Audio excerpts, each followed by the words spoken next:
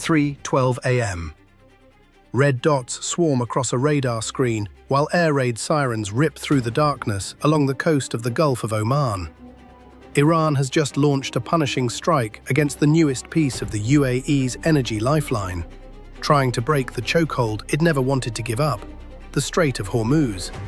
But waiting on the other side isn't just steel and firepower, it's something quieter, something the Iranians can't see coming.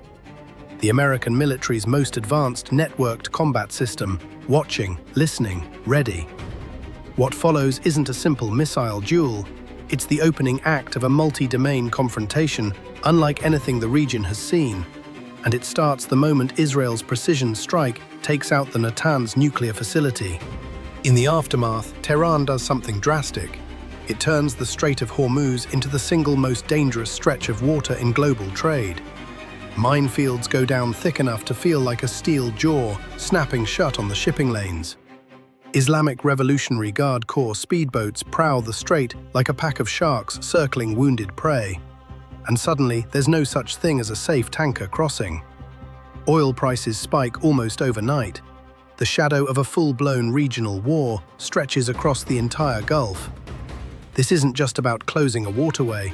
Iran wants to squeeze the throat of the world's energy supply itself. Overhead, Mahajir 6 reconnaissance drones drift in silence, like eyes that refuse to blink, streaming live footage back to IRGC commanders who are quietly plotting their next move. But here's the thing, Abu Dhabi already saw this coming. Buried far beneath the desert, the ADCOP pipeline pumps millions of barrels of oil every single day toward the port of Fujairah, like an underground river made of steel. It's the UAE's insurance policy, a way to get its oil out to the Gulf of Oman without ever touching the vulnerable bottleneck of Hormuz. And Washington knows exactly what that means. This pipeline is now the bullseye. The instant the Abu Dhabi National Oil Company pushes that pipeline to full capacity, a United States carrier strike group quietly slides into the eastern Gulf of Oman. At the center of it all sits a Ford-class aircraft carrier, essentially a mobile airbase floating at sea, ringed by Arleigh Burke-class destroyers forming a layered air defense shield. The trap is set. All that's missing is the first shot.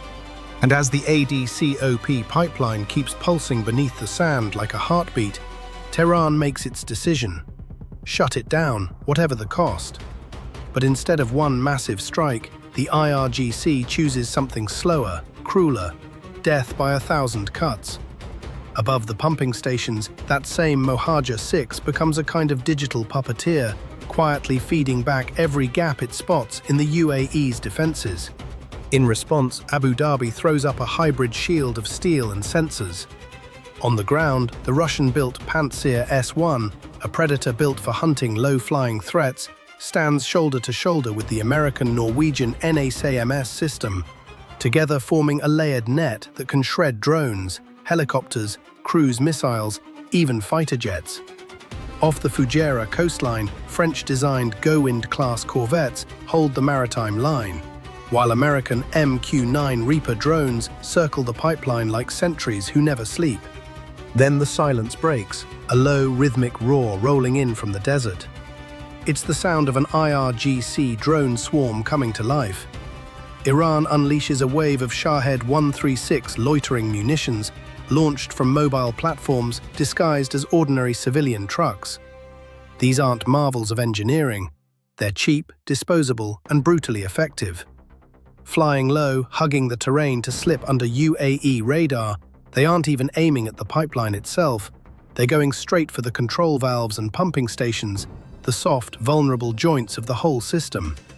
At the same moment, Iranian coastal batteries fire off a chaotic storm of decoy missiles, a deliberate fireworks show meant to overwhelm and confuse the UAE's defense computers. This is a war of attrition in its purest form, expensive interceptor missiles going up against cheap plastic wings that cost a fraction as much. The desert sky turns into a furnace of shrapnel as Pantsir batteries open up, spitting out thousands of rounds a minute, trying to crush the swarm before it can inject its venom into the UAE's energy arteries. Having failed to knock out the pumping stations, Iran swings a heavier hammer. From rugged cliffs along its own coastline, a volley of long-range Pave cruise missiles, low, fast, and hard to see, ignite their engines.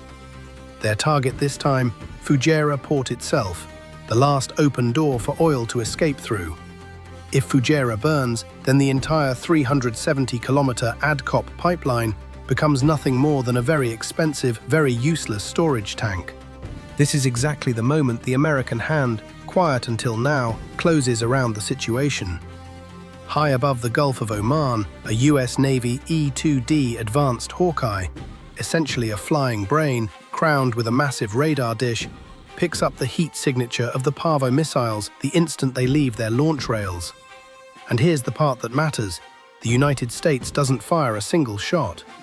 Instead, it does something far more dangerous. It shares data. Through a secure data link, the Hawkeye beams the exact flight path of the incoming missiles straight into the cockpits of UAE Mirage 2009 fighters.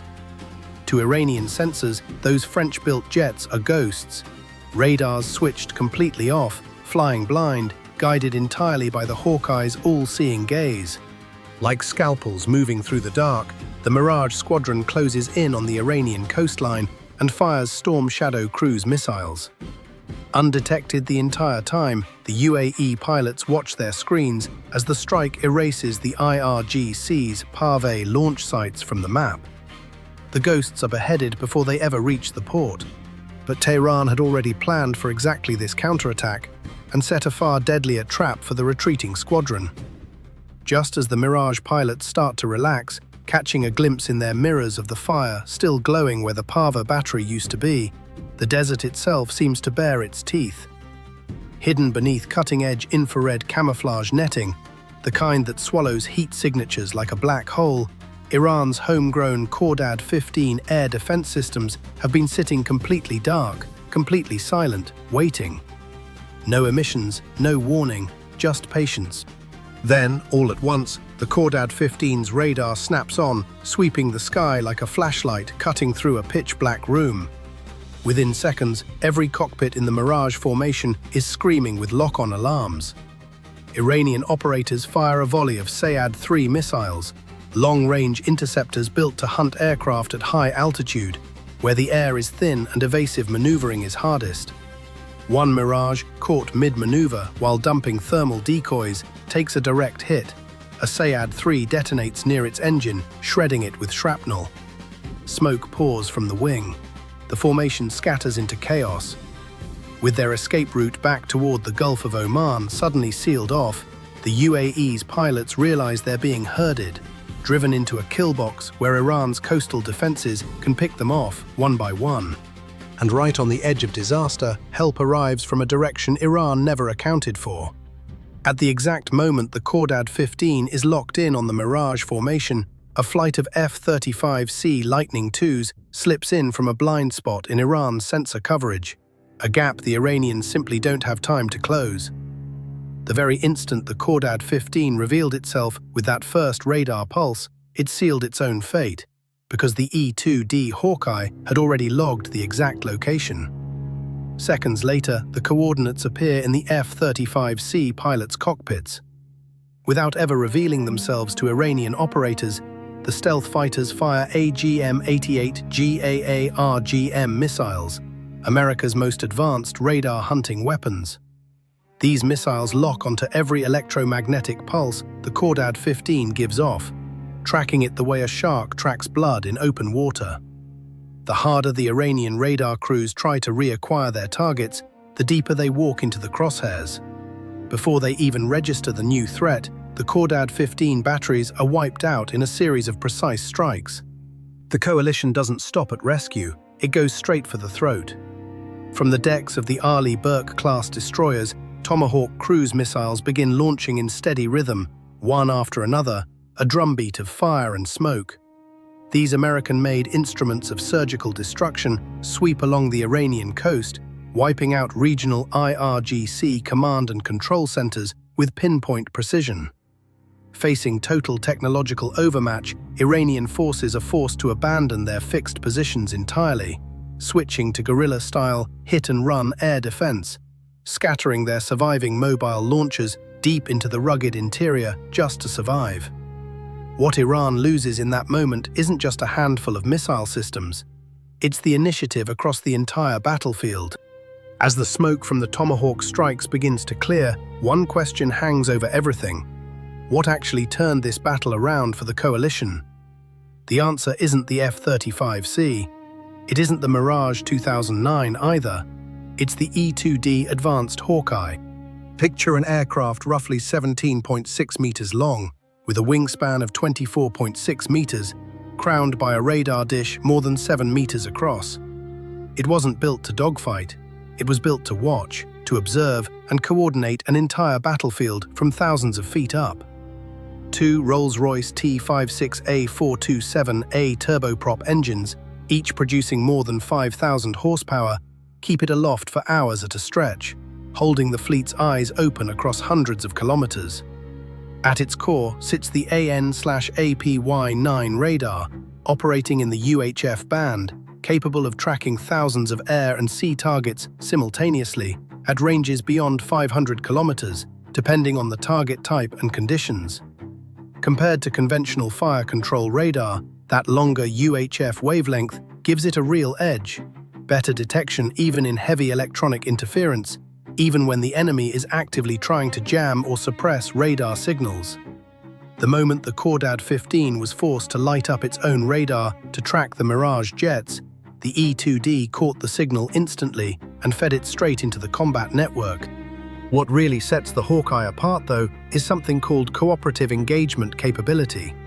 It doesn't just display targets on its own screen, it shares that radar picture almost instantly with the F-35C, the Mirage 2009, the Arleigh Burke destroyers, every unit plugged into the same network.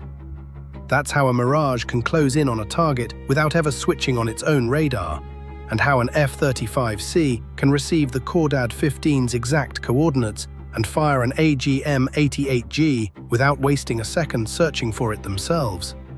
That ability, stitching every sensor and every weapon into one single unified system, is what turns the E-2D into the actual brain of the battlefield.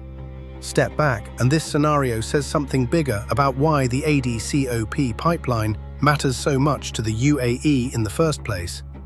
It's the backup plan, the fallback if the Strait of Hormuz ever gets sealed off, a direct route from Abu Dhabi to Fujairah on the Gulf of Oman that cuts the country's dependence on that single choke point.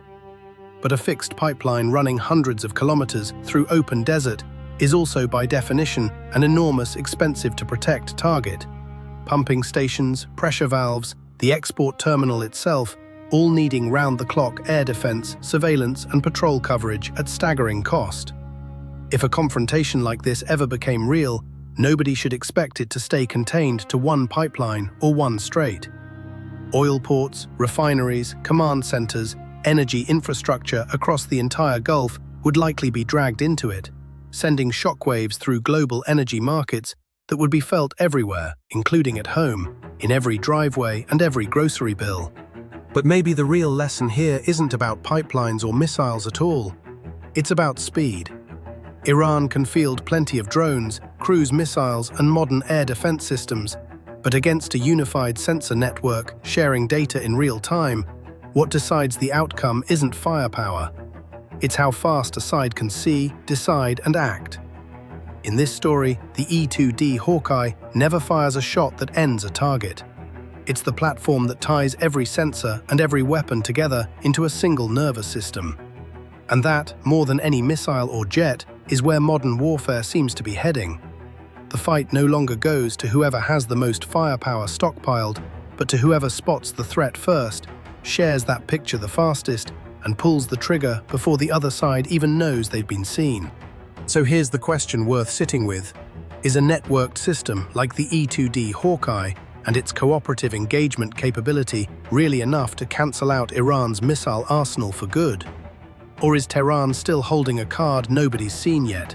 One that could flip this entire equation the next time the sirens start wailing along that same stretch of coast?